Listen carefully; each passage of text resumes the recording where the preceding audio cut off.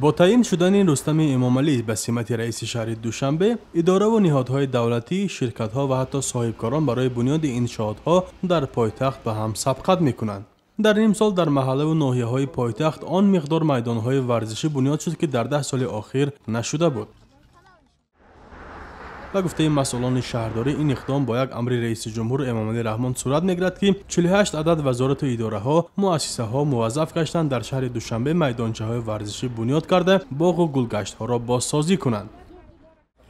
این زمان در میدانچه‌های ورزشی از 70 عدد 45 عدد آنها افتتاح گردیدند از طرف مقامات اجرایی حکومت دولت شهر دوشنبه در نمایندگی ناحیه‌ها و ساختارهای داخلداری که برای قبول معین گردیدند. اینا افتتاح گردیدند و این زمان مورد بهره برداری قرار دارند. از گلگشت ها باشد باز این زمان 11 عدد اینها مورد بهره برداری قبول گردیدند. قرار است ساختمان و آبادانی باغ و گلگشت ها تا روز استقلالیت انجام یابد و در خاتمه آزمون بهترین میدانچه ورزشی و باغ و گلگشت نیز جمع‌بست شده به بنیادکاران تحفه ها سپاریده شود.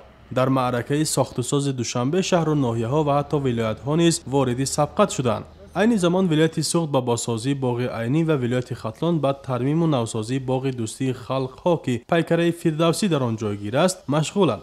از حساب نیروگاه راغون نزدیک به 700,000 سامانه برای ساختمان میدان ورزشی در دوشنبه جدا شده است. اداره و وزارتخانه‌ای که کارشان به ساختمان و معماری هیچ علاقه‌مندی ندارد سعی می‌کنند در شهر دوشنبه میدان ورزشی، راه و یا میدانچه کودکانه را بنیاد کنند. تنها فرودگاه بین‌المللی تشبث کرده است که 3 میدانچه ورزشی را ساخته و به اختیار ساکنان گذارد.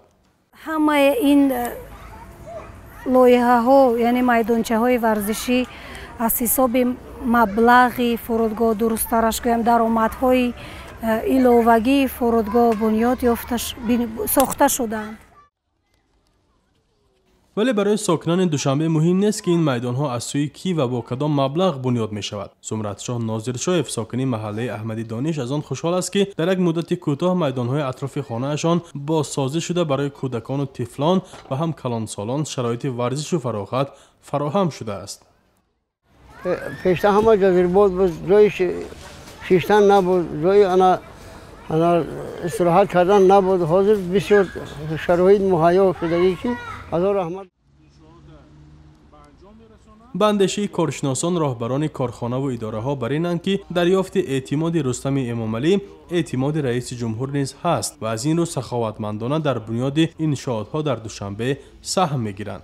ولی ضمن عملی نمودن این استراتژی و هدف بعضی کمبودی ها نیز مشاهده می شوند.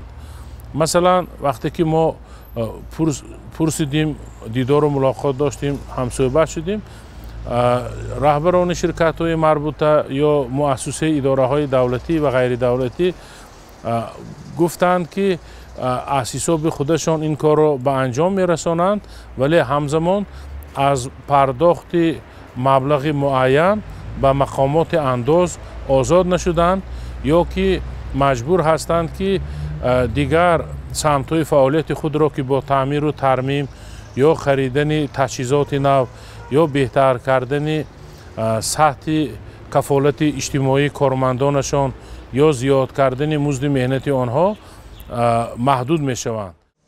تحلیلگران میگن این ضرب الاجل از تعیین شدن رستم امامعلی پسر رئیس جمهور آغاز گرفته معلوم نیست اینرسی این آبادانی دیر میپاید و یا نه.